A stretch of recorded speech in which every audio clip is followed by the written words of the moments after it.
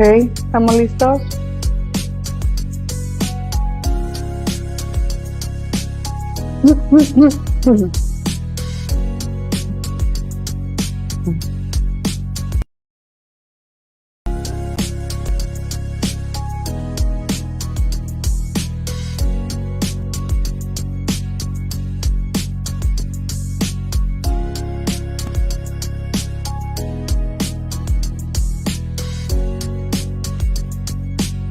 Me dice.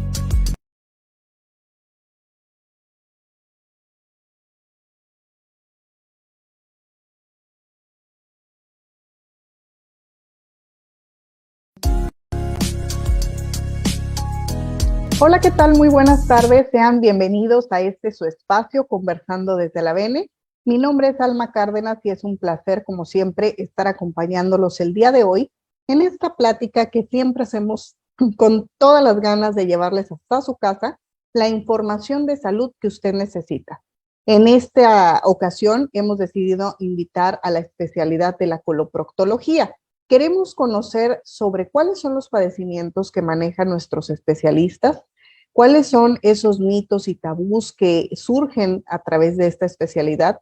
Sabemos que por el tipo de padecimientos que se generan y el lugar de nuestro cuerpo de donde vienen, pudiera ser un poco, pues, vergonzoso, temeroso, en fin, una serie de cosas que surgen en nuestra mente y que podemos estar pensando en si ir o no a nuestro médico.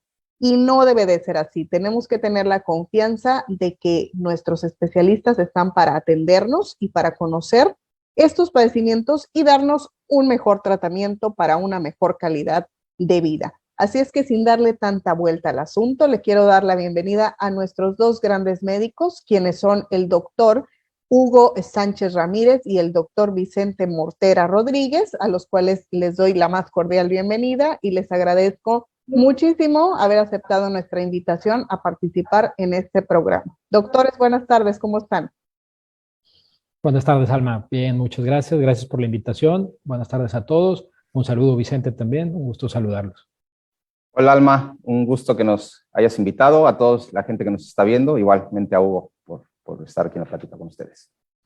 Pues aquí vamos a estar haciendo preguntas porque su especialidad es bastante importante y sin embargo creo que nosotros como pacientes a veces no la tenemos presente para acudir en padecimientos que pueden resultar pues a lo mejor fácil de tratar y otros que pueden desencadenarse en una enfermedad mucho más seria. Entonces, sí queremos platicar el día de hoy sobre qué es su especialidad, qué es lo que conlleva, cómo es que nosotros debemos identificar qué tipo de padecimientos son los que tengo que tener para acudir a la coloproctología.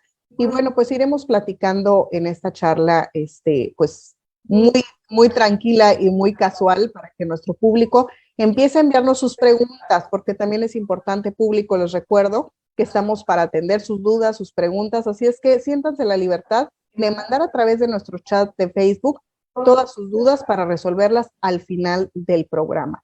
Me disculpo por esta voz que traigo hoy, que no es muy agradable, pero vamos a tratar de hacer este programa como siempre con el mejor esfuerzo y dedicación de todos nosotros.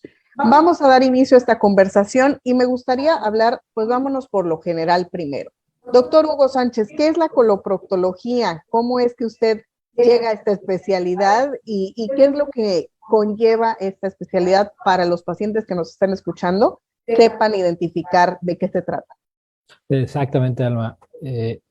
Justamente lo que comentabas es muy importante. Es una especialidad que muchos pacientes ni siquiera conocen que existe, ¿no? Y derivado de los padecimientos que tienen, muchas veces al no saber con quién acudir, retrasa los diagnósticos y por lo tanto los tratamientos.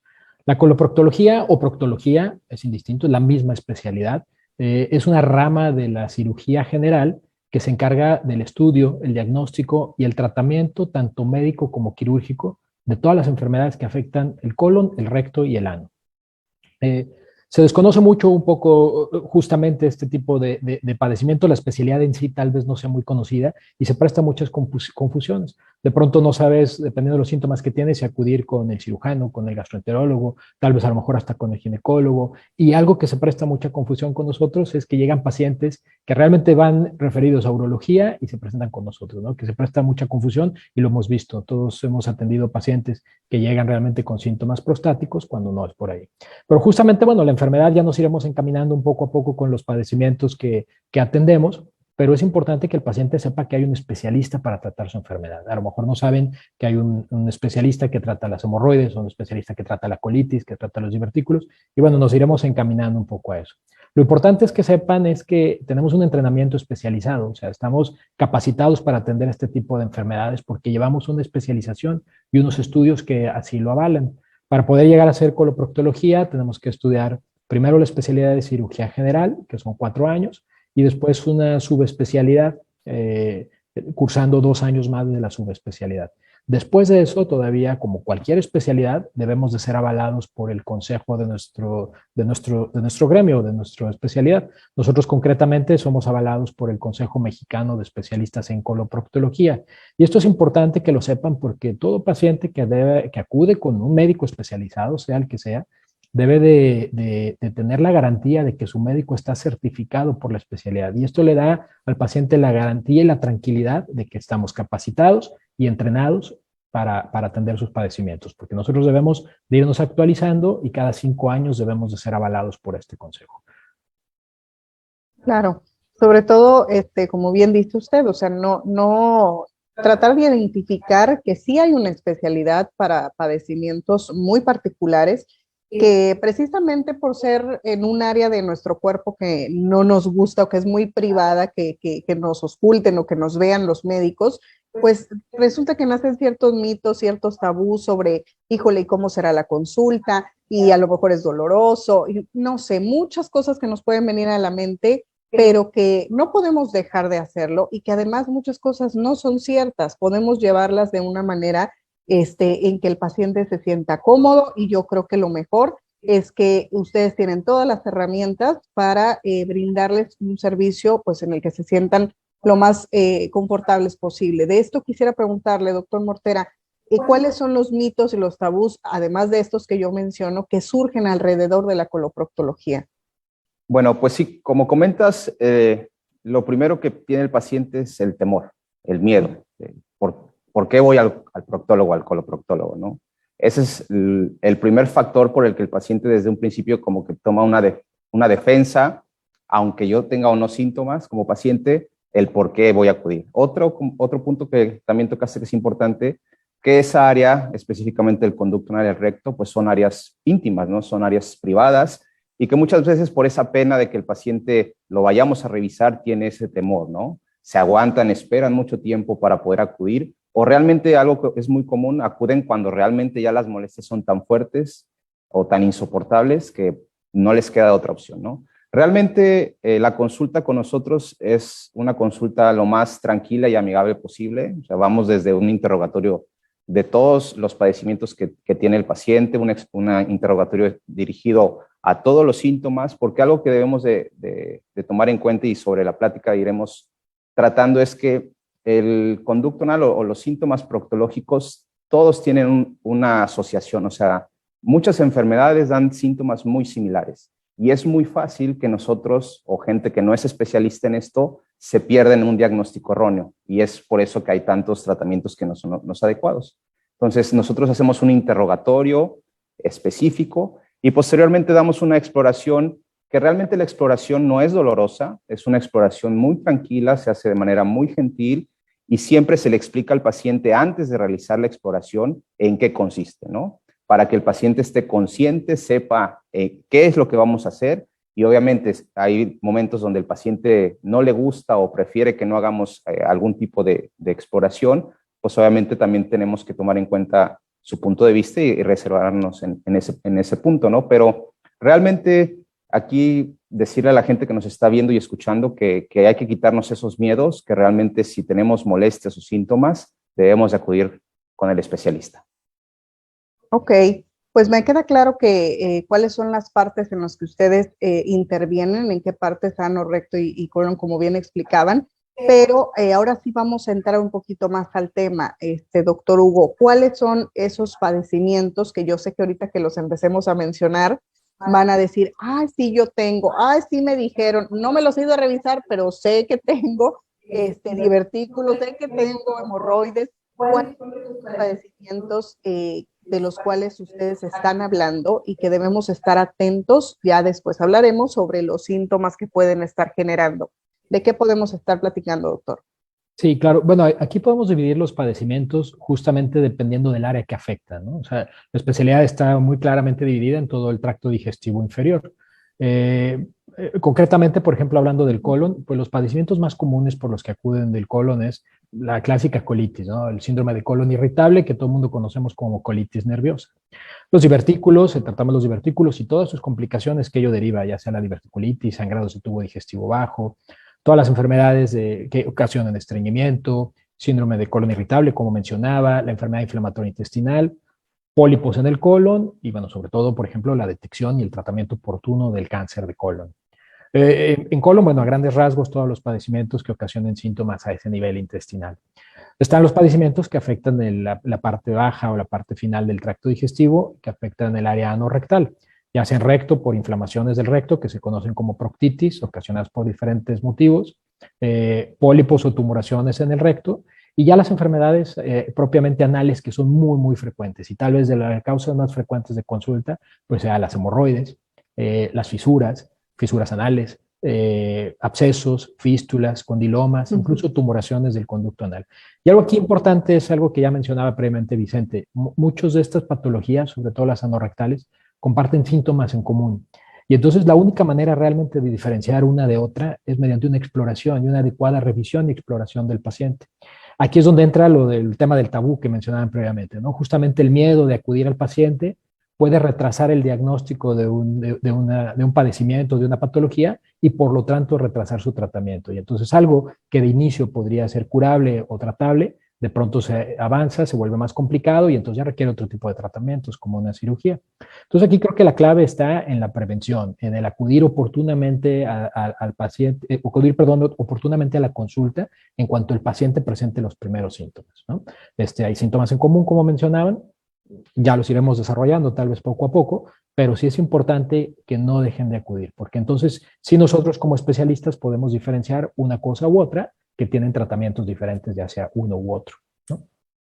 Sí, y sobre todo en este tipo de padecimientos que solemos escuchar, es que es tan común que lo tiene mi hermana, lo tiene mi comadre, y entonces ya me dijo que se puso, que se hizo, y tratamos de irnos con lo que a las demás personas les funcionó, y aquí hay una cosa bien importante, como bien menciona, ¿cómo sabemos que se trata de lo mismo? Aunque pareciera que estamos hablando del mismo padecimiento, a lo mejor los síntomas son similares, pero no es una situación. Entonces sí tendríamos que estar evaluándolo en una consulta. Y hablando de este tipo de padecimientos en comunes, surgen las famosas hemorroides. O sea, ¿cuántas personas no tienen hemorroides? Y se comparten, le digo, no, pues es que yo me las he dejado, no, pues es que yo me las quité. Un montón de cosas que surgen alrededor de este tema porque es muy común. Pero ¿cuál es la manera correcta de tratarlas? Doctor Mortera, sobre las hemorroides, ¿por qué salen? ¿Se puede prevenir? ¿Podemos hacer cosas que nos hagan, pues que no suframos de ellas?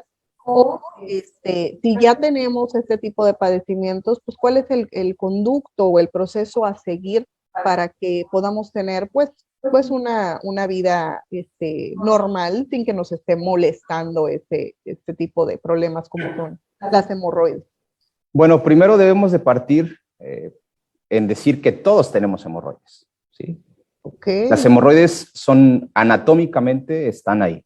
Entonces es un plexo, es un conjunto de venas que se encuentran en la parte terminal en el conducto anal, y estas hemorroides tienen función. ¿Cuáles son las funciones? Bueno, llega sangre a esos plexos hemorroidales, forman como unos colchones, esos colchones participan en un porcentaje muy pequeño en la continencia que tenemos, Y aparte, esos colchones ayudan un poco en la elasticidad que tiene el conducto anal. Entonces, desde ahí tenemos que saber que todos, Sí. absolutamente todos, tenemos hemorroides. Ahora, ¿de qué depende que yo tenga síntomas o no? Eso pues es por muchos factores. Lo que generalmente va a condicionar que un paciente tenga problema hemorroidal, principalmente son malos hábitos dietéticos, en este caso muy bajo consumo en agua, muy bajo consumo en fibra, alto consumo en carnes rojas, harinas, cosas que nos generen trastornos evacuatorios, estreñimiento principalmente. Y obviamente también hay otros factores que están asociados, ¿no? Sedentarismo, sobrepeso, obesidad, factores endocrinos, en mujeres, por ejemplo, que se embarazan y el embarazo propio, o si tienen un parto, el parto desencadena problema hemorroidal. Entonces, cuando esas hemorroides generan síntomas, ahí ya lo catalogamos como una enfermedad. Y a partir de ahí, debemos de identificar primero que realmente el origen de los síntomas del paciente sea hemorroidal o no. Ahora, el diagnóstico, pues obviamente el diagnóstico lo da un especialista, en este caso nosotros, los proctólogos. Está dado principalmente en la exploración proctológica. Esta se hace mediante colocar un pequeño espejo, se llama anoscopio, para poder identificar esas hemorroides. Ahora, también debe saber el paciente que tenemos dos tipos de hemorroides, unas que son externas y otras que son internas. Y dependiendo cuál nos esté generando molestias, pues es el tipo de tratamiento que le vamos a ofrecer al paciente, ¿sí? El síntoma principal, para acabar y que les quede claro a los pacientes de hemorroides, es sangrado, ¿sí? Sangrado, normalmente el sangrado es indoloro, ¿sí? Porque las hemorroides, por ejemplo, las hemorroides internas no generan dolor, a comparación de una hemorroide externa que llega a formar a veces un coagulito por fuera. Entonces el paciente toca una bolita, le incomoda y le duele. Esa es una hemorroide externa que se puede llegar a enfermar. Entonces, aquí son ciertos síntomas que tenemos que ir diagnosticando, y dependiendo de si es una hemorroide externa la que se enferma o una hemorroide interna, pues damos el tratamiento específico. Ok, y yo no me quisiera quedar aquí con una duda, porque sí es un tema muy recurrente, repito, y que creo que vale la pena abundar un poquito más. Eh, ya comentaba usted que hay cierta predisposición, como son que si el embarazo, que si, no sé, ¿qué otro tipo de predisposiciones puede desarrollar que sangren esas hemorroides? Pues como te comenté, o sea, hay muchos factores asociados para el desarrollo de hemorroides. Pero los dos principales son trastornos en el hábito evacuatorio. O sea, yo soy un paciente que batallo para evacuar, pujo, hago mucho esfuerzo, me paso mucho tiempo sentado en la taza. Eso yo creo que es típico. Vamos al baño, evacuamos y estamos con el celular, estamos con la revista, nos quedamos mucho tiempo ahí. Eso puede generar el mal hábito dietético, no tomo agua, no como fibra. ¿Sí? Factores endocrinos, por ejemplo, pacientes con hipotiroidismo, genera estreñimiento y el estreñimiento va a desencadenar problema hemorroidal. Pacientes con diabetes tienen cierta predisposición. Pacientes que tienen tabaquismo, alcoholismo, también pueden ser factores de riesgo. Pero no es una regla como tal. Yo puedo traer 10 factores asociados y nunca tener problema hemorroidal, o ser todo lo contrario. Soy un paciente joven, sin ningún factor de riesgo, hago deporte, como bien y puedo tener problema hemorroidal. Entonces, solamente son factores, pero sí, a final de cuentas, yo creo que en algún punto de la vida, algunos o muchos de nosotros llegamos a sangrar un poquito, ¿no? Y todos pensamos que es hemorroides. Y como comentas, es típico y lo vemos todos los días. El paciente que llega con nosotros ya fue o con un médico, ya le dieron tratamiento, o escuchó que tuvo un familiar que tuvo problemas y tomó lo mismo, o el vecino, etcétera, etcétera. Y muchas veces no es el problema, ¿no? Tenemos que hacer un buen diagnóstico, una buena exploración para dar el tratamiento correcto. Claro, y me imagino que dependiendo qué tanta molestia esté dando, qué tan inflamada esté esto de las hemorroides, dependerá si es un tratamiento tomado o medicamento, o si es quirúrgico, ¿no? Claro, sí, por supuesto. Las hemorroides, como te comenté, tenemos externas y tenemos internas. Las internas las clasificamos dependiendo del tamaño en las que se encuentren, y existe una clasificación para nosotros, dividirla del grado 1 al grado 4. Entonces, dependiendo del tamaño en el que veamos esas hemorroides, decidimos cuáles son las opciones de tratamiento que le vamos a ofrecer al paciente. Ese tratamiento es amplio, va desde tratamiento dietético, ¿sí? Damos medicamentos para que el paciente, laxantes, suplementos de fibra para que mejore su evacuación, damos medicamentos, por ejemplo, flebotónicos, le llamamos nosotros, que es lo que hace es disminuir el flujo sanguíneo de esas hemorroides que generan sangrados. Y cuando el tratamiento médico ya no es el óptimo o cuando esas hemorroides no son candidatas a tratamiento médico, ya tenemos otras opciones de tratamiento, tanto quirúrgicas como no quirúrgicas. No quirúrgicas, bueno, existe una amplia gama desde ligadura hemorroidal, hay pacientes que se les da crioterapia, hay pacientes que se les da, inyecta un liquidito para que esa hemorroide como que se haga chiquita, etcétera, etcétera. Y al final de cuentas el tratamiento de elección o ya para grados más avanzados, pues es la cirugía. Hablando específicamente de la cirugía, también existe ese mito y ese tabú y ese miedo de que la cirugía es muy dolorosa. Realmente actualmente con las técnicas que la tecnología nos ha permitido ir evolucionando, la cirugía cada vez se va haciendo más amigable para el paciente en el sentido de que el dolor es muy tolerable y la recuperación cada vez es más rápida. Ok, pues queda claro, o sea que realmente el día de hoy me llevo el aprendizaje de que todos tenemos hemorroides, ese es un tema nuevo para mí, y sé que para muchos de los que nos están escuchando, y lo importante de distinguir hasta dónde está mi molestia, necesito ir a que me digan cómo está localizada, qué tratamiento puedo seguir, y que pues, existe este tratamiento y que ya hay métodos pues poco invasivos que pueden ayudar a mejorar y a que me sienta yo pues mejor, ¿no? Con este tipo de inflamación. Ahora, doctor Hugo, platíquenos un poquito sobre el estudio de la colonoscopía. La colonoscopía suele ser uno de los estudios más comunes para evaluar este tipo de padecimientos pues coloproctológicos, ¿verdad? Entonces, también hay mucho mito alrededor de este estudio porque es cómo se realiza, me van a sedar, me va a doler, qué es lo que van a identificar ahí, qué podemos encontrar.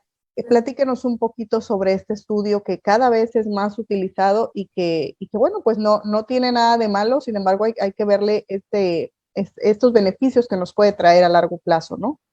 Sí, totalmente. La colonoscopía es una extraordinaria herramienta con la que nosotros contamos, que además le otorgamos al paciente unos beneficios importantísimos, ¿no? No solo diagnósticos, sino también terapéuticos. O sea, es un estudio que nos sirve tanto para diagnosticar las enfermedades como para tratar algunos tipos de padecimientos. Un punto importante aquí a mencionar, por ejemplo, lo que comentaba Vicente, de las sintomatologías más frecuentes o pivotes de la enfermedad hemorroidal es el sangrado. Sin embargo, no todo lo que sangra es hemorroides. O sea, entre nosotros le comentamos mucho al paciente justamente eso, ¿no? No todo lo que sangra, no todo lo que duele son hemorroides. Porque justamente nos quedamos con esa mala idea, o el paciente porque la vecina o en la misma farmacia le dieron tratamiento o genera automedicación y sangran y sangran y sangran constantemente cuando el problema es otro. Si nosotros durante la exploración, y por eso es importante acudir de manera oportuna, si nosotros durante la exploración física encontramos que el sangrado no es ocasionado por las hemorroides y hay otro origen que pudiera estar más interno, pues es donde recurrimos a este tipo de herramientas que nosotros tenemos, que una es la colonoscopía. La colonoscopía es un estudio endoscópico, es decir, es un estudio que nos permite visualizar el colon por la parte interna, visualizamos todo el intestino por su parte interna, esto previo a una preparación intestinal, ¿no? O sea, limpiamos el intestino con una preparación especial. Es un estudio muy sencillo que nos permite introducir una camarita por la parte del recto y vamos avanzando por todo el tracto digestivo. Logramos visualizar el colon por adentro y nos permite detectar el origen del sangrado o cualquier otro tipo de patología que esté ocasionando los síntomas al paciente. La colonoscopía es un estudio importantísimo porque es el que se menciona como el gold estándar para la detección oportuna del cáncer de colon. Entonces, es una extraordinaria herramienta para esto, ¿no? Ahorita a lo mejor profundizaremos un poquito más con respecto al cáncer, pero concretamente hablando nuevamente de la colonoscopía, pues bueno, además de diagnosticar este tipo de padecimientos, nos permiten tomar biopsias o bien realizar procedimientos, tanto escleroterapias de alguna zona sangrante, ligaduras, o hacer resección de pólipos. Esto es importante porque los pólipos son unas tumoraciones benignas que pueden salir adentro del intestino, pero está bien demostrado su relación que tienen con el cáncer de colon. Entonces, si tenemos un pólipo en una colonoscopía, lo quitamos y evitamos entonces que progrese a cáncer, ¿no? Esa es la importancia. La colonoscopía es un estudio y una herramienta que al paciente le va a permitir tener un adecuado diagnóstico y un tratamiento oportuno. No sé si Podemos profundizar aquí un poquito con respecto al cáncer, porque bueno, yo creo que la importancia con respecto al cáncer es que es curable si se detecta a tiempo. O sea, aquí esto lo que tenemos que mencionar mucho es que si el paciente acude de manera oportuna, podemos encontrar el cáncer en etapas tempranas, incluso antes de que dé síntomas, ¿no? El cáncer va a dar síntomas hasta que ya avanzó o creció más. Y justamente por eso la detección oportuna. Y una herramienta extraordinaria es esto que comentaba de la colonoscopía. Hay puntos muy concretos donde debemos de realizar una colonoscopía y quisiera mencionarlos rápidamente. Todos deberíamos de realizarnos una colonoscopía a partir de los 45 años de edad, ¿no? Una colonoscopía como chequeo de detección oportuna, justamente antes de que se puedan empezar a dar síntomas colónicos. Con mayor razón si hay antecedentes familiares de cáncer de colon. Si hay antecedentes familiares de cáncer de colon, hay que realizar el estudio 10 años antes.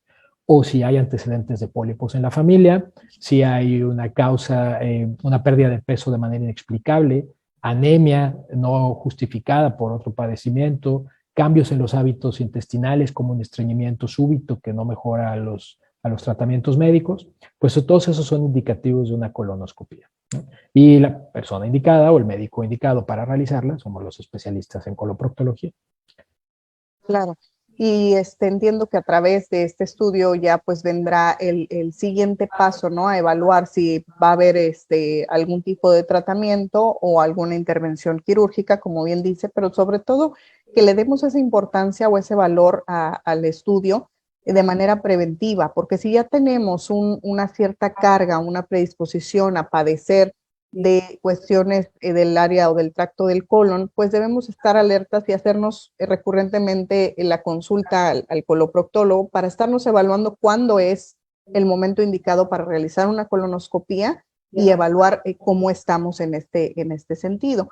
Y si tuviéramos, en dado caso, que intervenir quirúrgicamente, doctor Mortera, ¿cuáles son este tipo de intervenciones que podemos hacer quirúrgicas, por así decirlo?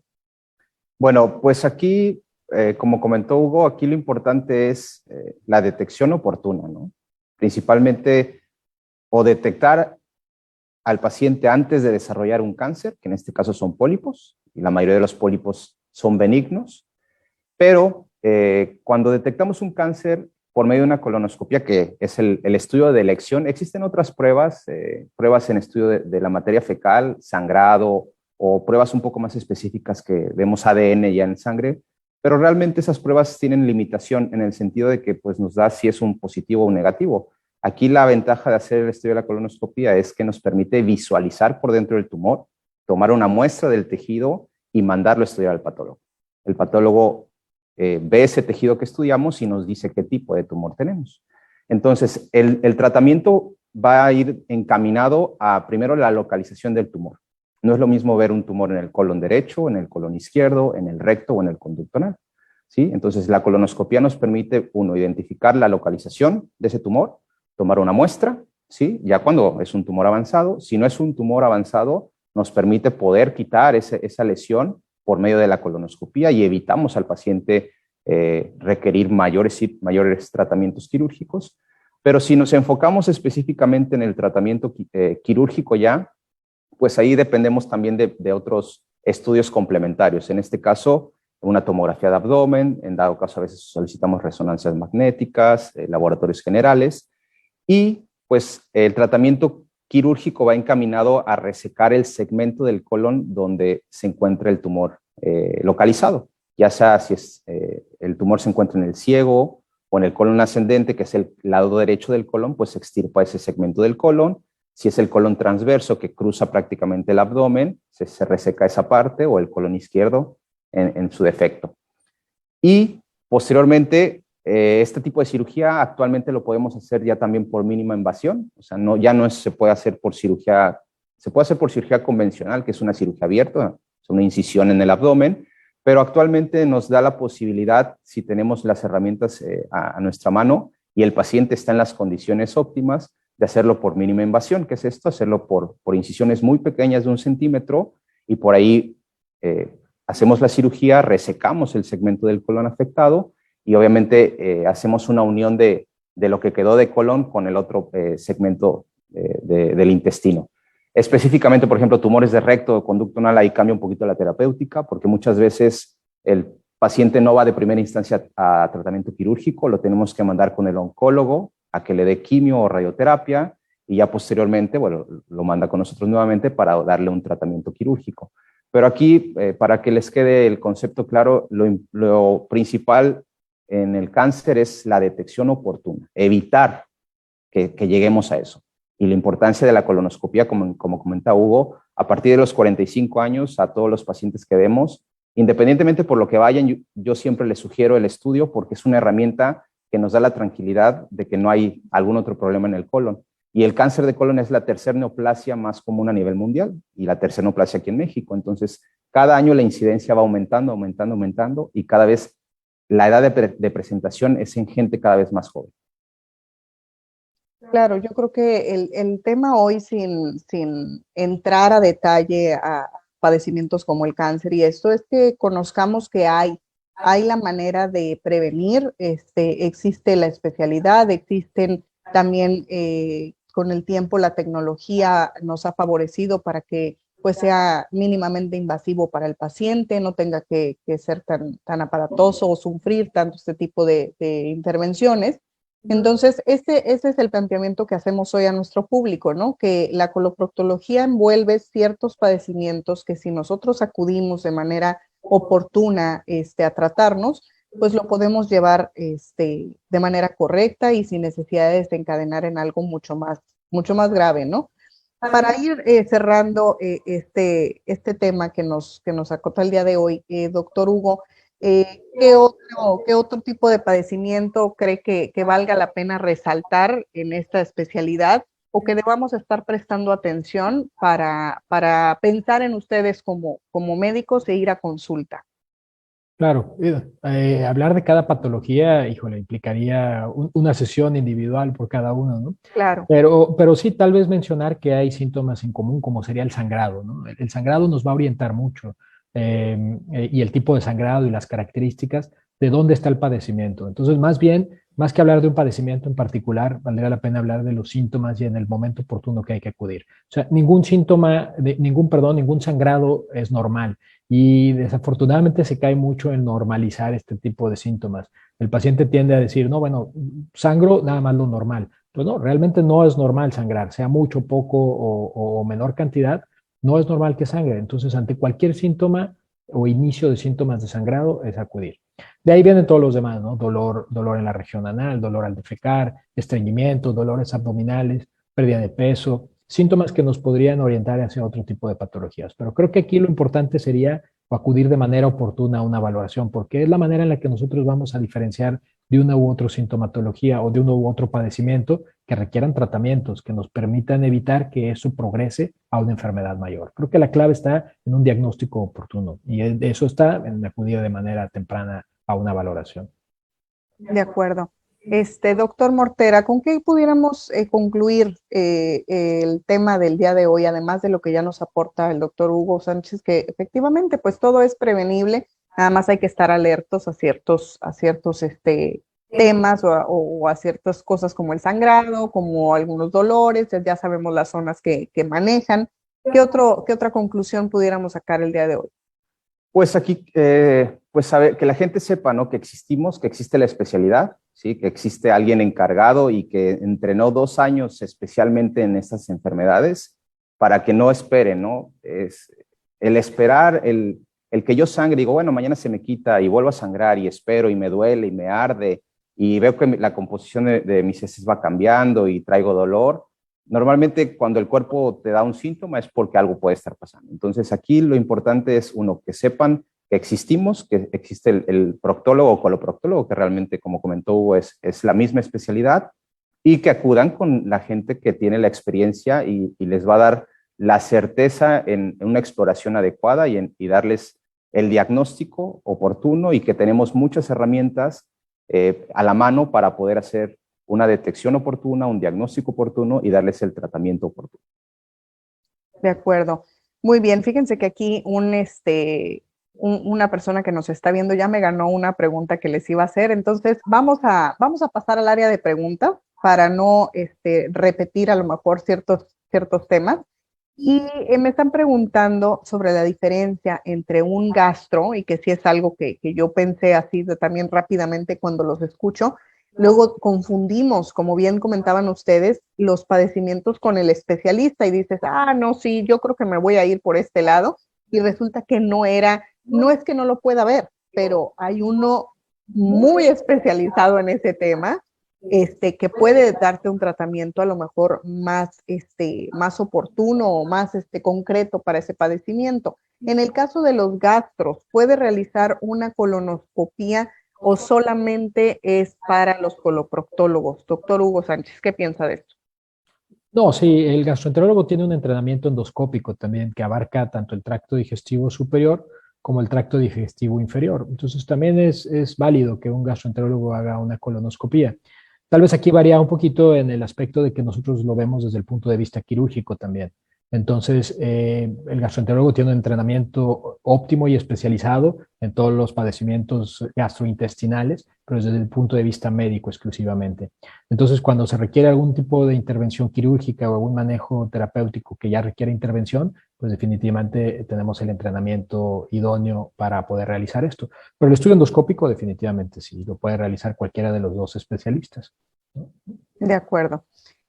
Otra pregunta. Dicen, por las mañanas se me inflama mucho el abdomen y me da dolor del lado derecho, incluso sin tomar agua. ¿Qué clase de estudio o especialista debería buscar? Doctor Mortera, ¿qué piensa?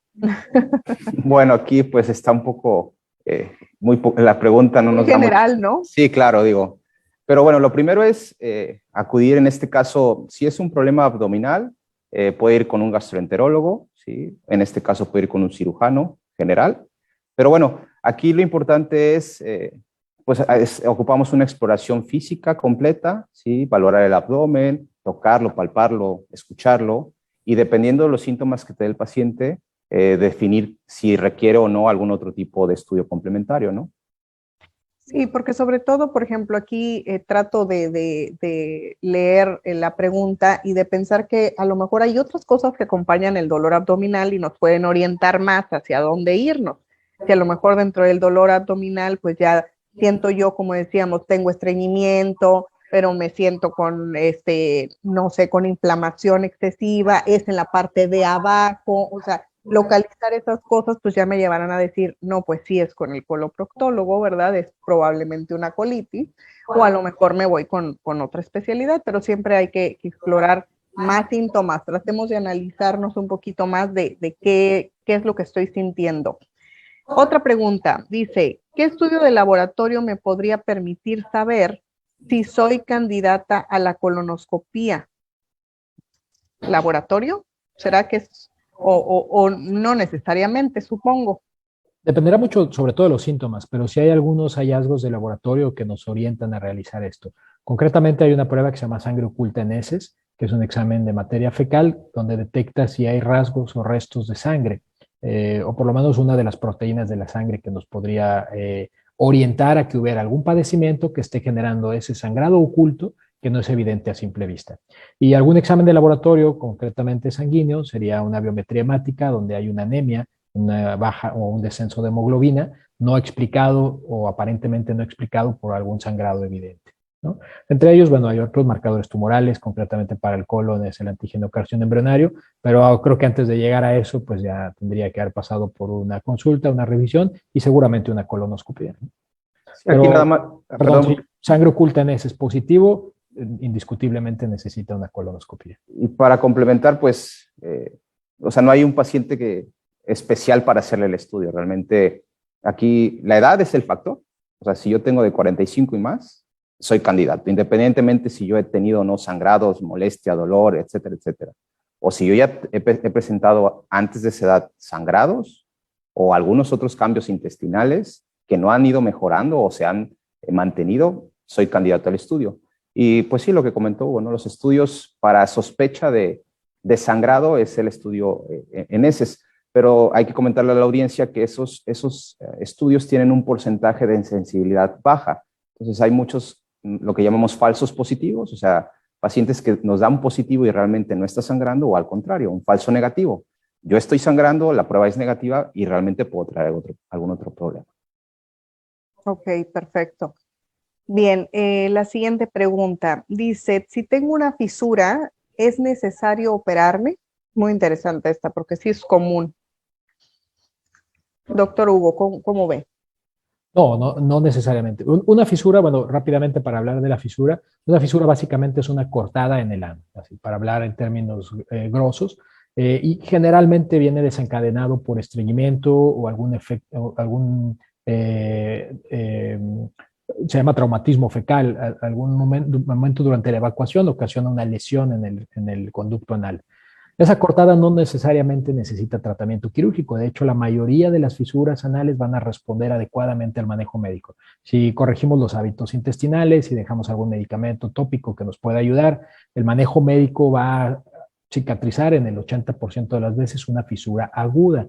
Aquí vale la pena mencionar que hay dos tipos de fisuras, la fisura aguda y la fisura crónica.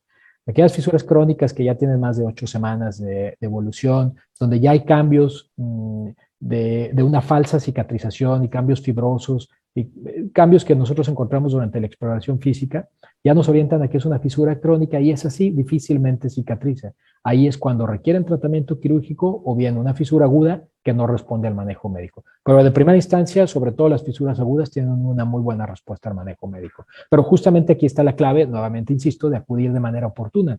Porque si se acude de manera oportuna, pueden responder muy bien al tratamiento que dejemos. A diferencia de que entre más tiempo pase con la fisura y menos tiempo tenga de tratamiento, pues entonces menos posibilidades de éxito tenemos para responder a ese tratamiento.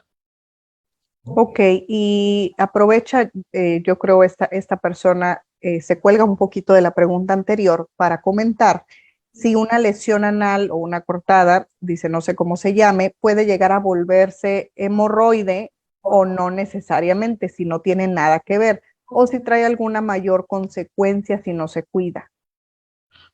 Pues realmente, o sea, si es una fisura como tal, una fisura es una enfermedad 100% benigna. O sea, como comentó Hugo, es un corte que se produjo en el ano por un traumatismo, normalmente secundario a un trastorno evacuatorio. Pero volvemos al punto que comentamos al principio de la plática. Los síntomas son muy relacionados, ¿sí? Una fisura, por ejemplo, duele. El paciente va al baño, se sienta y al momento de ir a evacuar le duele. Y cuando la evacuación pasa por el conducto anal siente ardor y también llega a sangrar. El sangrado es otro síntoma de hemorroides. Entonces, es la importancia de venir con nosotros porque esos tips tan pequeñitos, esas preguntas específicas, son las que nos van a orientar a nosotros de saber si es realmente un problema hemorroidal o es realmente algún otro tipo, una fisura, un absceso, etcétera, etcétera. Perdón, y ahondando un poquito en eso, justamente el poder diferenciar nosotros qué patología tiene el paciente, ya sea una fisura o una hemorroide, nos encaminará al tratamiento, porque son tratamientos diferentes. Entonces, si se está tratando, es frecuente que el paciente llegue y haya tomado de todo tipo de manejos y medicamentos para hemorroides, cuando el problema es una fisura. Y entonces eso estuvo retrasando y retrasando y retrasando el tratamiento. Y ya cuando llegan, a lo mejor ya no tenemos mucha oportunidad de ofrecerle resolución con el puro manejo médico y tal vez ahí es donde requieran ya algún manejo quirúrgico. Pero entonces aquí está la importancia, ¿no? De encontrar, de acudir para poder nosotros diferenciar una patología u otra, porque los tratamientos serán totalmente diferentes. El problema es que justamente por el miedo y el tabú de acudir con el especialista es que se cae mucho en la automedicación. Son pacientes que suelen automedicarse antes y el problema de la automedicación es que va a retrasar el diagnóstico de una patología concreta. Sí, sobre todo que suele enmascarar a lo mejor ciertos síntomas, y no podemos identificar así de rápido qué es lo que está sucediendo. Y bueno, a lo mejor vamos a sonar repetitivos en la respuesta de esta pregunta, pero la vamos a abordar para que la conozcan. Si no me opero de las hemorroides, ¿me puede dar cáncer? Supongo que vamos por el mismo camino. ¿Hasta dónde vamos a llegar sin ir al doctor para que nos desencadene un cáncer, no? Pero bueno, ustedes me dirán. Bueno, no, definitivamente no. O sea, el problema hemorroidal es algo 100% benigno. Es imposible que una hemorroide se transforme a un tumor. O sea, ahí es imposible. Obviamente, ese es otro mito, otro tabú, ¿no? Que la gente piensa que por tener problema hemorroidal en algún punto se va a desarrollar un cáncer y realmente no. Volvemos al punto. Un tumor sangra, una hemorroide sangra, las características del sangrado son muy semejantes y es por eso que pacientes que están sangrando y piensan que son hemorroides, retrasan el tratamiento o ya tomaron muchos tratamientos para hemorroides y no tienen mejoría, ahí es la importancia de que vengan con nosotros valoremos y veamos realmente si el problema es de ese tipo o es un problema hemorroidal, pero no. O sea, un hemorroide jamás va a llegar a ser un problema maligno. Son dos cosas diferentes. Son dos cosas totalmente diferentes y bueno, pues ahí el tratamiento va a depender de la evolución y del grado de hemorroides que el paciente tenga. Sí, claro. Gran parte de la confusión radica muy probablemente en que seguramente han sido pacientes que han sido tratados durante largo tiempo por hemorroides, por el síntoma del sangrado. Y el sangrado realmente no era por las hemorroides, sino por una tumoración o un cáncer de colon o de recto.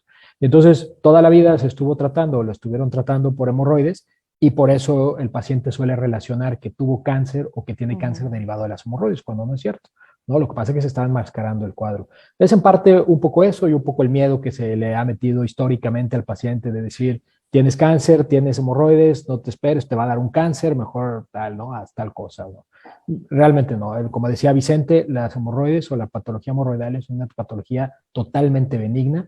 Partimos del principio en que las hemorroides son unas estructuras que normalmente están en el ano. Todos tenemos hemorroides, como decía Vicente, no es eso que se vaya a desarrollar cáncer, pero sí justamente ante cualquier síntoma acudir, porque entonces tenemos que descartar que no hay otra cosa, ¿no? Que justamente el sangrado es exclusivamente por las hemorroides. Perfecto. Y por último, tenemos una última pregunta de un tema que pues no hemos abordado tan ampliamente, que son los divertículos. ¿Cómo saber si tengo divertículos? ¿También los síntomas son muy similares o aquí de qué podemos estar hablando? Bueno, los divertículos, para que más o menos la gente que nos está viendo entienda un poquito, son debilitamientos de la pared del colon. Yo siempre digo al paciente, imagínense una llanta que le golpean en el borde de la banqueta y le sale un chipote, ¿sí? Eso es un divertículo. Es un saco que se forma de adentro hacia afuera en segmentos específicos del colon. Estos divertículos, dependiendo de la edad que vayamos teniendo, incluso lo podemos catalogar como normal, ¿sí? Estadísticamente, y si hablamos de incidencia, o sea, el número de pacientes que llegan a tener divertículos, si yo hiciera una colonoscopía a 10 personas arriba de 70, 80 años, probablemente a 7 u 8 yo le encontraré divertículos. Y ese paciente jamás ha presentado ningún tipo de síntoma, de molestia, fue un hallazgo. O sea, lo hicimos el estudio y ahí encontramos. Ahora, específicamente de síntomas, pues va a depender. La enfermedad diverticular tiene diferentes etapas de presentación y dependiendo de la etapa de presentación es los síntomas que nos va a desencadenar. Uno de los principales síntomas, o lo podemos dividir en dos grupos, el primero es el sangrado. O sea, el paciente empieza, uno de esas venitas que nutre al saco diverticular se rompe y eso empieza a generar sangrado. Normalmente los sangrados son sangrados voluminosos, muy abruptos, el paciente va al baño, siente que va a ser del baño, realmente no es evacuación, son coágulos y empieza a sangrar de manera muy abundante. Muchas veces requerimos hospitalizar al paciente, transfusión, u otras veces cuando es algo muy grave tenemos que operarlo de urgencia. Y otros son esos sacos cuando de repente se llegan a tapar por materia fecal. Esa materia fecal hace que la presión dentro del saquito aumente, el divertículo se llega a romper y empezamos a tener un proceso infeccioso en el abdomen. Entonces ahí el paciente empieza a tener dolor abdominal, principalmente referido en el lado izquierdo del abdomen, se agrega náusea, empieza a distenderse, tiene vómito, picos febriles y ese dolor se va incrementando. Pero hay pacientes que no tienen nada de eso y, por ejemplo, tienen un cambio en la composición de las heces. O sea, han visto que su evacuación ha ido cambiando en la forma en la que hacen. Muchas veces es secundario al problema diverticular. Y un factor en contra del paciente con divertículos, o su poder enemigo, por así decirlo, es el estreñimiento. El paciente con divertículos le prohibimos que se estreña porque el estreñimiento es un factor que va a desencadenar que esos divertículos lleguen a complicarse. Ok, muy bien. Pues esas fueron las preguntas de de las personas que nos están acompañando el día de hoy, que abarcamos prácticamente pues muchos padecimientos de la especialidad de la coloproctología. Ya conocimos sobre cómo podemos ir detectando cuáles son esos síntomas, acudir oportunamente. Y recuerden, este tipo de conversaciones es para que ustedes estén muy alertas a qué tipo de especialidades hay, cuáles son los enfoques que tienen y que acudan oportunamente a sus consultas para que no desencadenen enfermedades que sean luego más complicadas de manejar. Ese es el propósito de este tipo de conversaciones. Y bueno, si ustedes me quieran dar alguna conclusión o les quieran dar algún consejo adicional a las personas que nos acompañan en este conversando. Doctor Hugo Sánchez, algo que les quiera decir a sus pacientes que a lo mejor ahí están conectados o a los que no lo son, pero que quieren saber sobre la coloproctología. Claro, pues sobre todo, como dijo Vicente, que conozcan la especialidad, que sepan que existen especialistas que tratan concretamente estas enfermedades y sobre todo la clave está en una atención oportuna. La prevención es la clave de todo esto, pero para poder tener una adecuada prevención es acudir oportunamente a una valoración. Entonces, saber que estamos por acá, que estamos a sus órdenes, que estamos aquí para atenderlos y bueno, cualquier duda nos pueden acudir a consultar, con todo gusto. Muchas gracias, doctor Mortera. ¿Algo adicional? Pues no, como comentamos y tocamos ampliamente, que la gente sepa que estamos para servirles, que se quiten ese miedo, el temor de ir a la consulta. O sea, realmente la consulta es muy tranquila, es muy amigable, no duele, la exploración es muy sencilla, es muy rápida, no dura horas, es segundos. Entonces, que se quiten ese temor de no llegar por pena, porque muchas veces el retrasar porque yo tengo pena, porque no quiero ir, porque no quiero que me revisen, que eso va a generar, si el problema es mayor, que no tengamos muchas opciones de tratamiento viables para corregirlo, ¿sí? Entonces, que se quiten ese temor, que sepan que estamos nosotros para servirles, que estamos bien capacitados, que estamos altamente entrenados en esta área y que vamos a ofrecerles las mejores opciones terapéuticas para todos ustedes. Claro que sí. Les agradezco muchísimo que nos hayan compartido sobre su especialidad, que nos platiquen sobre su experiencia. Yo creo que el día de hoy nos vamos mucho más abiertos a este tema de la coloproctología. Creo que a todos los que nos acompañan es importante, como en otras especialidades, la coloproctología también tiene que ver mucho con la sana alimentación, o sea, tener una buena alimentación. Creo que es un buen tip, porque todo lo que tiene que ver con esta parte que ustedes exploran, pues si tenemos una mala alimentación, pues empezamos a bloquear ahí y hacer estreñimiento y otros tipos de padecimientos que pues realmente desencadenan en cuestiones dolorosas y a lo mejor hasta quirúrgicas. Así es que, por favor, muchas gracias por enviarnos sus preguntas. Esténse cuidando, alertas a sus síntomas, a sus signos. Ya lo escucharon ustedes. Los doctores están aquí en la Beneficencia Española de Tampico para atenderlos, para conocer sus casos ya en particular, porque sé que a lo mejor surgen más dudas que no pueden poner en una conversación de chat el día de hoy, pero que sí es importante que acudan y que pregunten y no se queden con esas dudas. Vengan y conozcan sobre los tipos de tratamientos que pueden tener. No siempre es una mala noticia. Luego también pensamos, vamos al doctor y nos van a dar una mala noticia o nos van a decir que no hay que hacer.